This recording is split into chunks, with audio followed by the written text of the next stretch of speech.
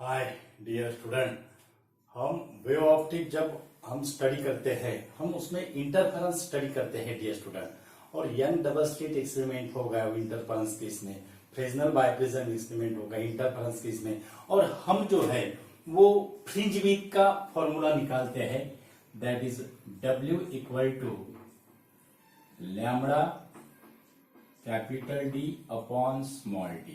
Okay, तो आज जो है हम डियर स्टूडेंट आपको समझाएंगे जो फ्रिंज विड्थ होता है उस पे कौन कौन से डिफरेंट जो फैक्टर है वो अफेक्ट करेंगे, कौन कौन से फैक्टर से ये जो फ्रिंज विड्थ है ये क्या होगी, चेंज होगी। अगर हम इंटरफेरेंस पैटर्न को अगर पूरा इंटरफेरेंस पैटर्न अगर हमने वाटर में अगर शिफ्ट अगर किया तो फ्रिंज विड्थ का क्या होगा।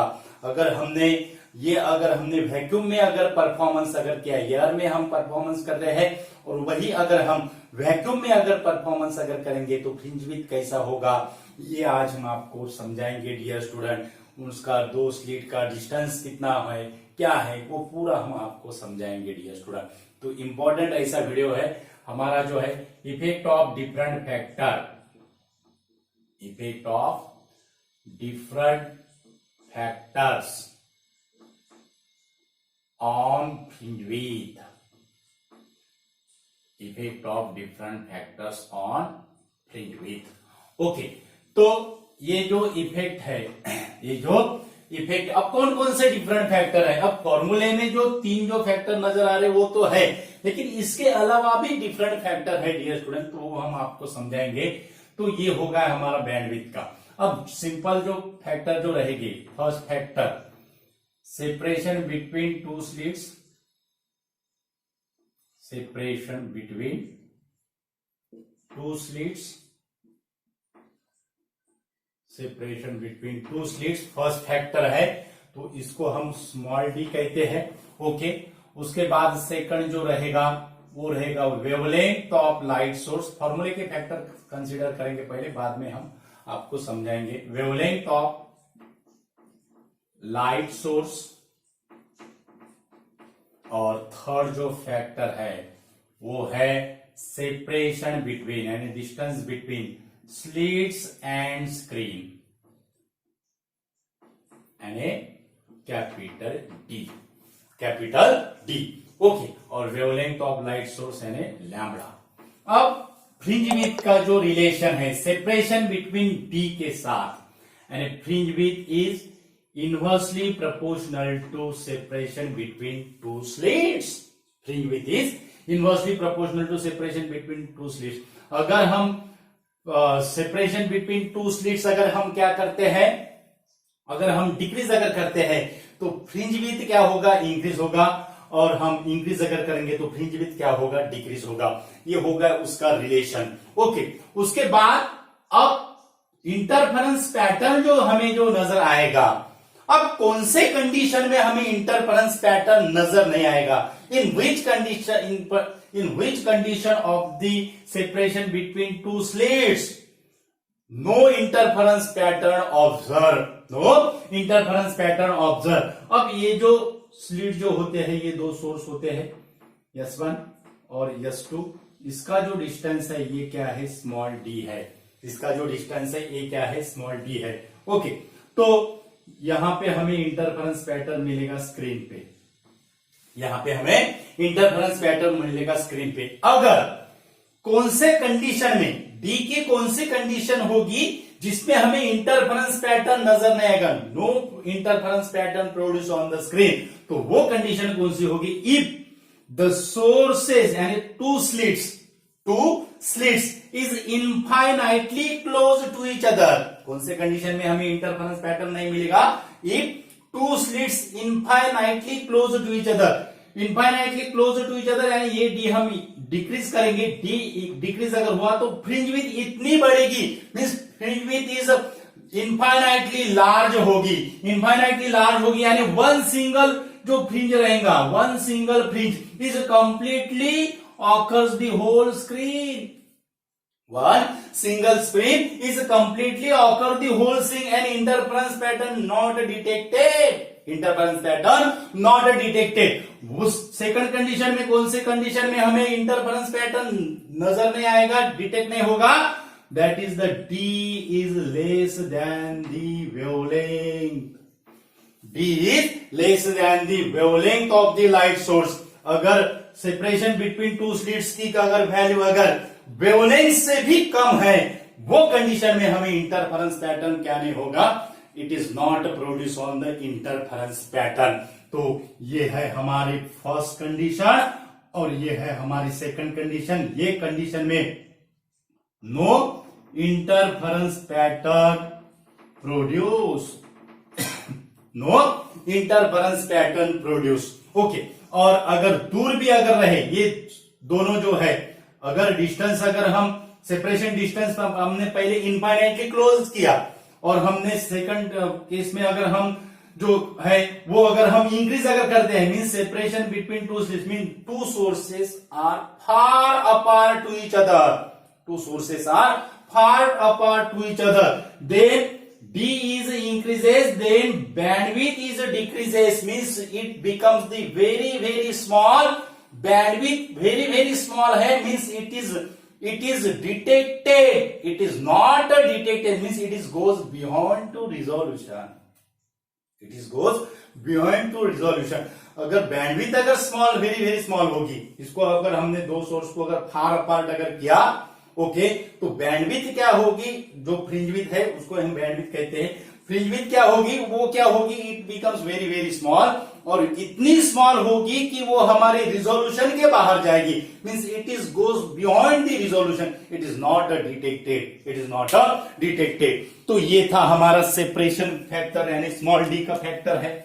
ओके, सेपरेशन फैक्टर यानी स्मॉल डी का। अब सेकंड जो फैक्टर है वो वेवलेंथ का क्या इफेक्ट होगा, वेवलेंथ का क्या इफेक्ट होगा।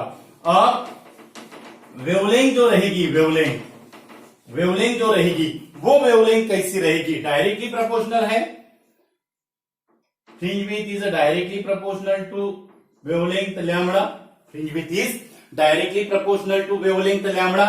अब अगर हम monochromatic source of light use करते हैं, हमने रेड कलर का लाइट यूज किया, रेड कलर का लाइट यूज किया, रेड कलर के लाइट में हमने फ्रिंज विड्थ निकाली WR, और वायलेट कलर का लाइट हमने क्या किया, यूज किया, उसकी फ्रिंज विड्थ हमने निकाली WV, उसकी फ्रिंज विड्थ हमने क्या निकाली, WV।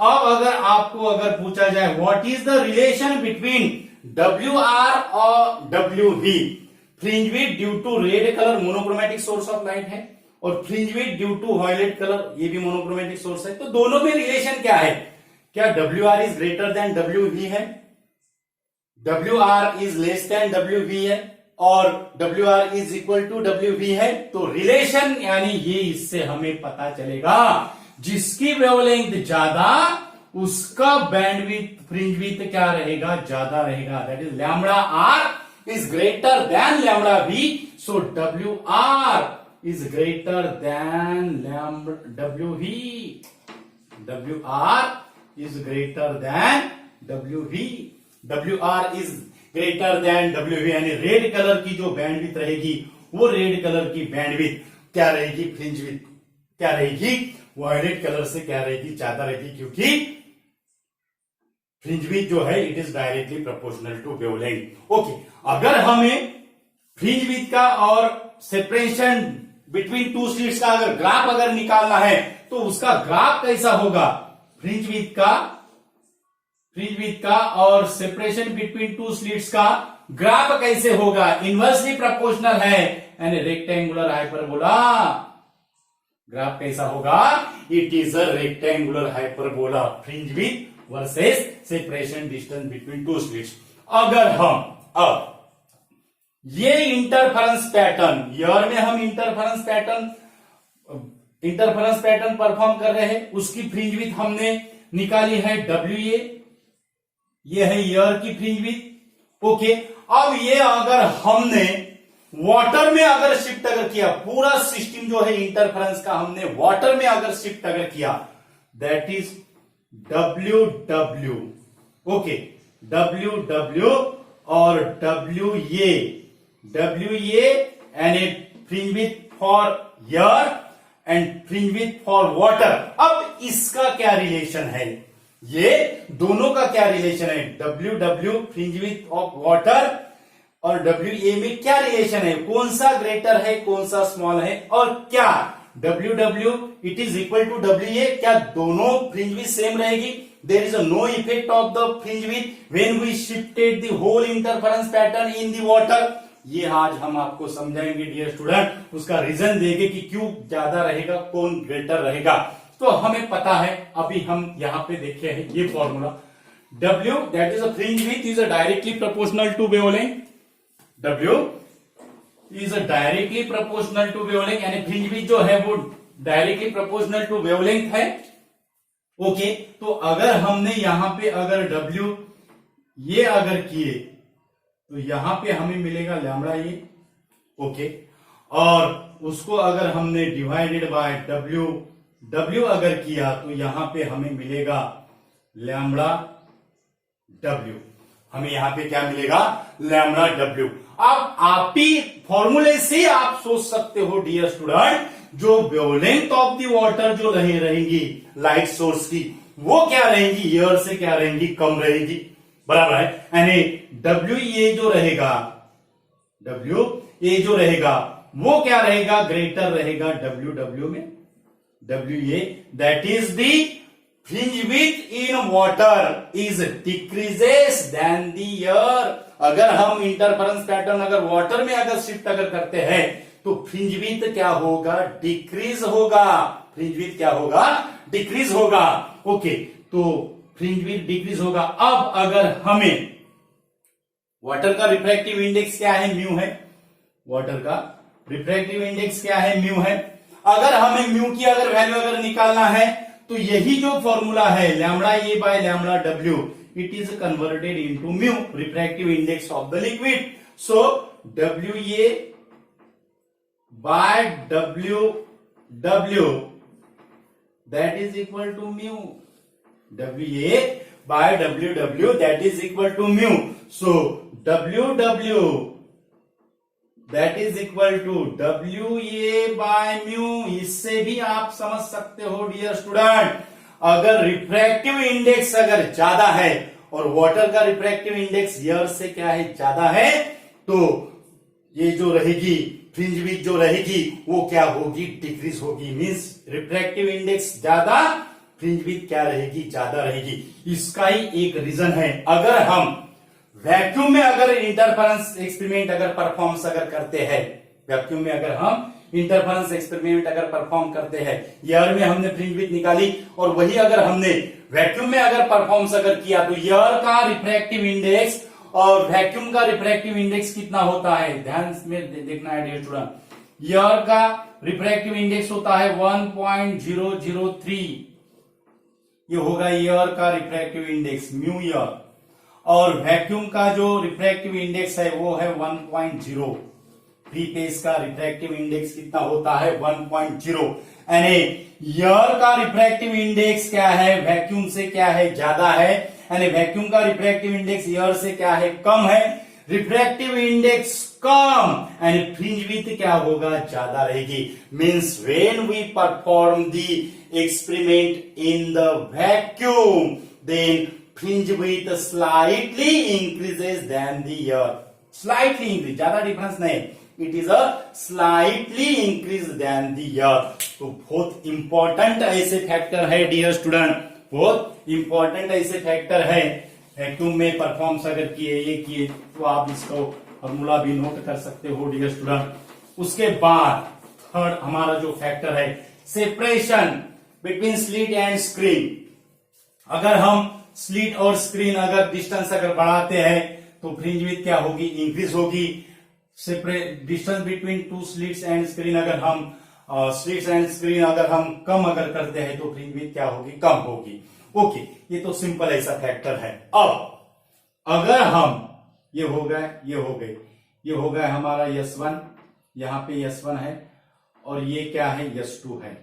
ओके, S1 है, S2 है और यहाँ पे ये प्राइमरी सोर्स है, यहां से तो वो तो पता है हमें, कॉन्वेक्स लेंस से इंटरफेरेंस प्लेन वेवफ्रंट प्रोड्यूस किया, उसके बाद ये इल्यूमिनेटेड हुआ, मोनोक्रोमेटिक सोर्स है, ये हमें पता है। अब अगर यहां पे हम ये स्लिट अगर कंप्लीटली अगर क्लोज अगर कर दी, when the one slit is completely closed, when the one slit is completely closed, तो क्या हमें इंटरफेरेंस पैटर्न मिलेगा या नहीं मिलेगा? when the one slit is completely closed यानी हमें इंटरफेरेंस पैटर्न नहीं मिलेगा, हमें मिलेगा डिफ्रैक्शन पैटर्न। हमें क्या मिलेगा? डिफ्रैक्शन पैटर्न मिलेगा। यानी Young's double slit experiment is converted into diffraction when one of the slit is completely close, when one of the slit is completely close.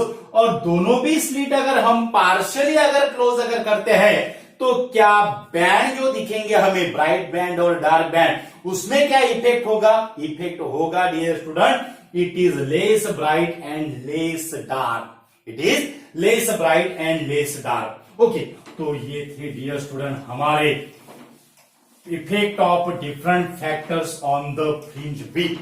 बहुत इंपॉर्टेंट ऐसा वीडियो है डियर स्टूडेंट, ज्यादा से ज्यादा स्टूडेंट को video share कीजिए। हमारे channel पे अगर नए अगर यूजर है तो हमारा चैनल सब्सक्राइब कीजिए। हमारे चैनल का जो नाम है वो है इक्विनॉक्स फिजिक्स। हमारी जो बाकी की जो 11 की जो प्लेलिस्ट है, 12 की जो प्लेलिस्ट है, फुल चैप्टर के जो वीडियो है, उसकी लिंक हम डिस्क्रिप्शन में देते रहते हैं dear student. Thank you so much once again.